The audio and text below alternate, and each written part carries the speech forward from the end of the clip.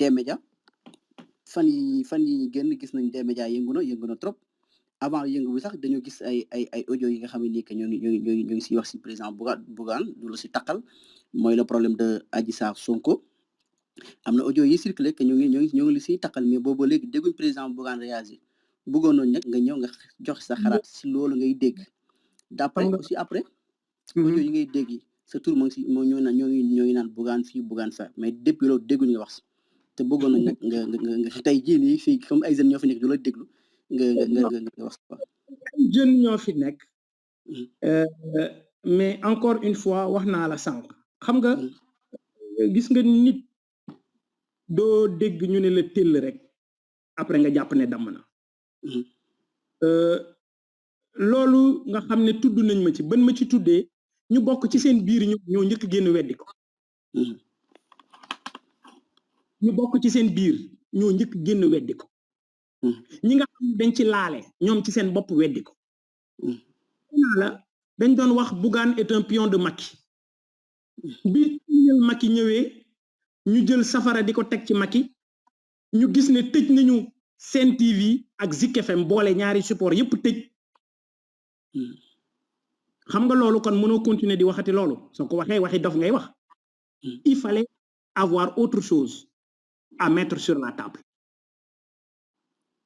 mais man ku ma xam pour dire même que ay kàcc la nga baal ma ngeen baal ma ci kàddu kër góor gi sama immeuble R+10 la kër góor gi R+10 ay bureau ñoo fi nekk amul appartement bu nit di dugg 9e ak 10e duplex la suma soxna moo dëkk foofu et puis xanaa kay kuy làqatu ku ñuy nëbb doo ñëw ba ci wetu nga ko fay bi quoi am na Auchan aussi en France sur rond-point bi de Auchan mais les locaux sont à côté de Auchan immeuble bi au moins fi may wax ak yow au moins 500 personnes dinañ fi dugg chaque jour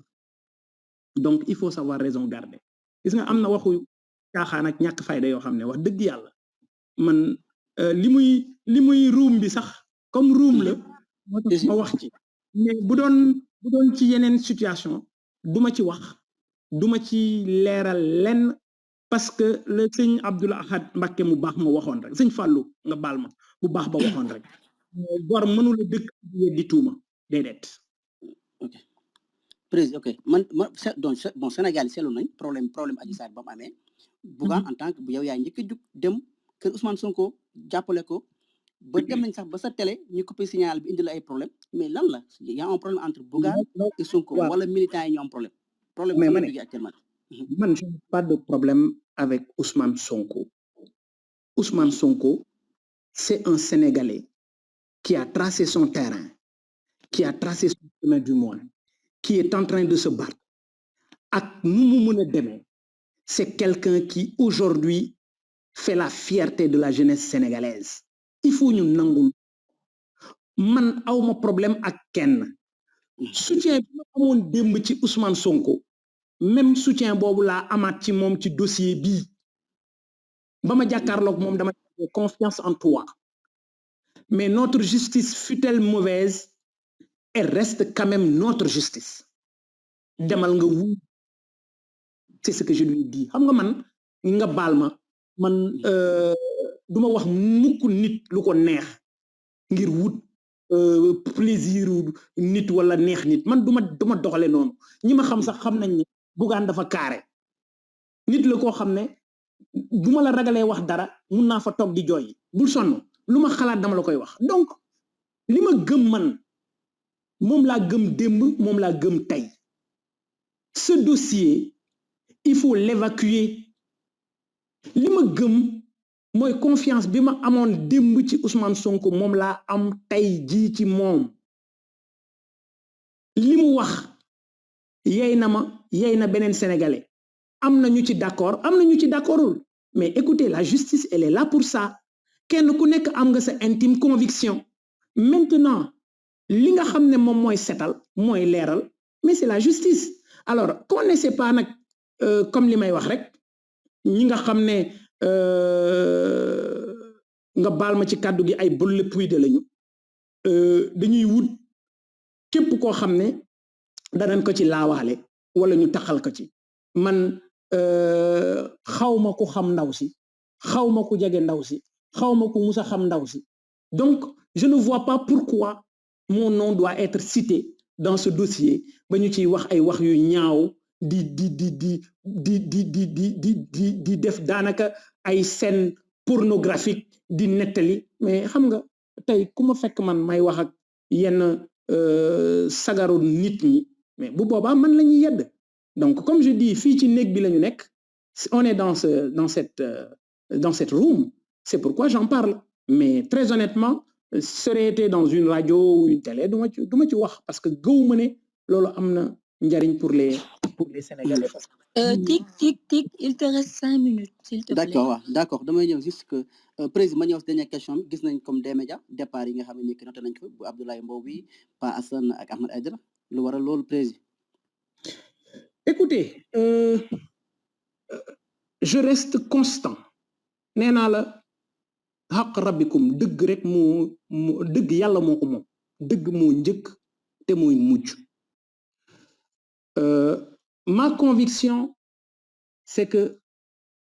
Ahmed Aïdara dañu ko tooñ bi mooy li ma gëm mooy qu'est-ce qui a changé. Ahmed Aïdara a toujours fait la revue de presse avec son style gis naa ñu nekk ci réseaux sociaux yi di fenn naan wuy Bougane est de connivence avec le CNRA Bougane est de connivence avec le CORED mais CORED bi nga xam ne mooy défendre journalistes yi CORED moo dem et wax naa leen ko bi ñu ñëwee fii toog ci sama bureau en réunion ma ne leen lu jig njaak yéen la Simon Faye mën na ko seede Evelyne Mandiouba mën na ko seede ma ne leen yéen waa CORED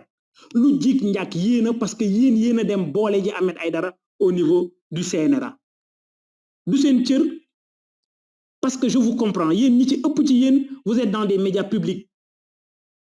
bu ngeen jógee ne da ngeen di réguler la presse du yéen a war a réguler la presse parce que yéen ci seen bopp li xew RTS ngeen waroon ko réguler wu leen ko te du ngeen ci wax parce que RTS moo leen di fay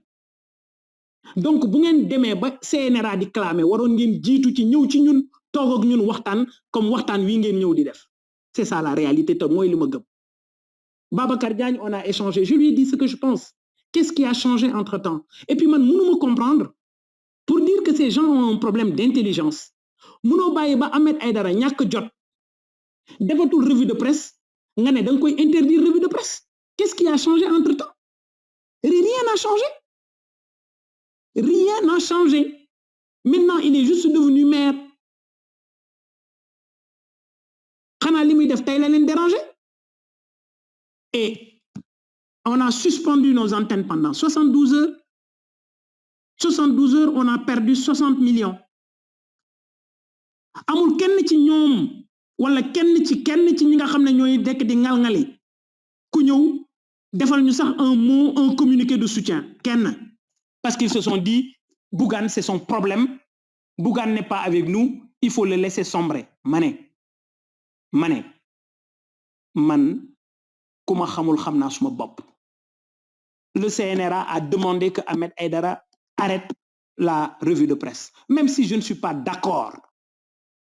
il y a quand même 437 pères de famille yoo xam ne fa la ñu nekk chaque fois bu ñu tëjee rajo bi wala ñu tëj télé bi dama leen di yóbbu en chômage technique je demande à l'administration de les amener en chômage technique Ahmed Aïdara bu ñu ko bàyyiwaatoon mu defaat revue de presse dañu doon tëjaat encore rajo bi ak télé bi pour une semaine alors que pour moi il fallait être intelligent. Le rédacteur en chef a proposé quelque chose il faut contourner va du côté des chroniqueurs bàyyil keneen mu def la revue de presse comme on a attaqué cette histoire en justice damay wax lu leer maître Khoureyssi Ba moom moo ñu jox solution boobu wax ci ak le rédacteur en chef bi daal di proposer cette solution Ahmed a dit du ko def tey du ko def ëllëg day def la revue de presse à choisir entre 437 personnes qui sont des soutiens de famille et mettre quelqu'un au frigo le temps que la justice soit saisie de cette affaire, je dis bien, Maître Khoureyssi Ba, mon yor ce dossier-là. Maître Khoureyssi Ba, avocat opposition bi la. Donc, les choses sont très claires. Non, merci. Vraiment, les gens parce que nous avons vu ay images ni rek ñu way sabotage affaire yoyu quoi. Liñ ci wax yépp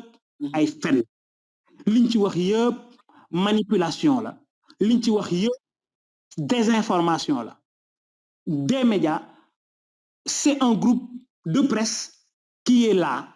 qui défend le peuple et qui est du côté du peuple. Sinon dama doon def comme yeneen boroomi këru presse yi nekk ci Sénégal bu boobaa dinañ ma jox ci terrain yi dinañ ma jox ci marché milliards yi dinañ ma jox leneen ak leneen ak leneen amul lenn lu nit mën a propos mën a firnde ne jox nañ ko Bougane Gueye alors que ñeneen ñi ñu ngi leen di jox ay 10 000 mètres carrés biir Ndakaaru 3 000 mètres carrés pour ñenn ñi ginnaaw palais etc.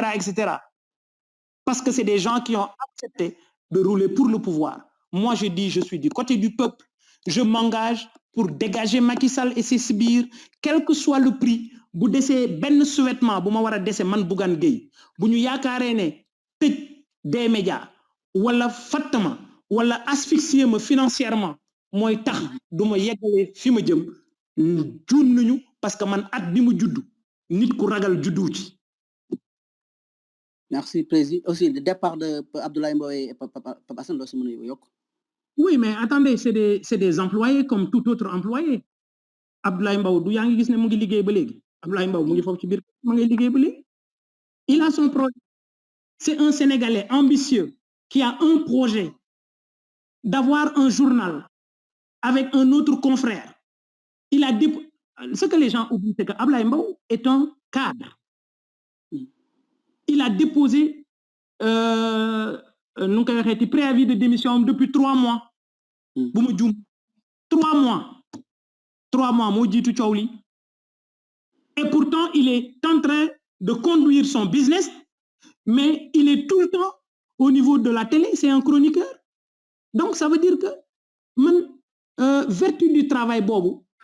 dama ko gëm. Non, la ko gëmé ak Ahmed Aïdara. Bi nga xamé né dafa né nek na maire mais day continuer liggéeyam. J'ai applaudi des 2 mains parce que lima gëm moy liggéey rek moy anoblir doomu adama. Liggéey dong moy affranchir doomu adama. Liggéey dong moy tax nga mëna tekki amul leneen. Mais malheureusement ñi ñu jité li ñu gëm moy sàcc, li ñu gëm moy randal, li ñu gëm moy position de rente nga nek fenn nga mëna mosal say mbokk etc. J'ai dit le promoteur de la corruption au Sénégal. L'industrie de la corruption au Sénégal, le seul promoteur, c'est Macky Sall. Et dama am fu leer fu mako tek. Dama né dafa waxone né mom Macky Sall du fal frère am décret donc moy tax mu fal. Bu dé décret mom du ko signer. Mais bimu ko falé CDC lu mu wax dama ko fal parce que dafa gagner ville bu gagner ville il faut nga jox ko base il faut mu am lu mu entretenir base am est-ce que salaire moy entretenir base lan lañuy entretenir base alalu réew mi nga ronki ko avec la complicité de X ou de Y ngeen di jël alal bi diko passer diko sanni diko jox nit ñi yobbu ci ay mbotay yobbu ci ay GIE may ay 100 millions may ay nangam sangam millions alors que le Sénégalais mu ngi nekk ci ay situation ku nekk gis na li nga xamné Sénégalais yi ñu ngi koy dund provisoire et en place fu ma dem gis ko ay nit ñoo xamné duñu naan ndox mu baax nga dem fu melni Sédhiou jamonoy koor gi nga xamné benn glace bu ñuy jaayé Ndakaaru 50 francs benn glace Sédhiou day yegg ba 500 francs parce que amuñu courant bu doy ñu ngi ci tangor bu metti amna ci côté yo xamné ndox sax amuñu ko mané il faut ñu yërëm réew mi et lolu moy engagement bi nga xamné man tay Bougane moma taxa jóg lu ci way wax nak lu ci way mëna sos lu ci way mëna manipuler dama bëgg ñu comprendre né yëngaluma tarafatal ayn barke Khadimul Mustafa dara yëngaluma ci lolu gis nga nit suma kanam dara duma ci désorienté dara duma ci wàcce lima gëm moy Macky Sall en 2024 je prendrai sa place et je vais transformer le Sénégal je vais changer la face de ce pays parce que wane naa ko nit ñi gis nañ ko awma ndey ju ñuy tudd awma baay ju ñuy tudd. J'ai beaucoup de respect, j'ai plus de respect pour des Serigne Mboup et autres parce que c'est des gens qui se battent, c'est des gens qui ont fait leurs preuves dans ce pays. Malheureusement, tu vois des gens qui ont traversé Senghor, qui ont traversé Diouf, qui ont traversé Wade, ànd ak Macky Sall, tey ñoom ñooy ñëw taxaw ne ñoom ñoo war a changer problème bi, ñoom ñoo war a régler problème bi, ñoom ñoo war a nekk ñi sauver le Sénégal. Comment tu peux sauver le Sénégal alors que toi tu fais partie des problèmes du Sénégal? Problème ki la ko teg du doon mukk solution bi. Loolu mooy li ma gëm. Merci, Président Bougane.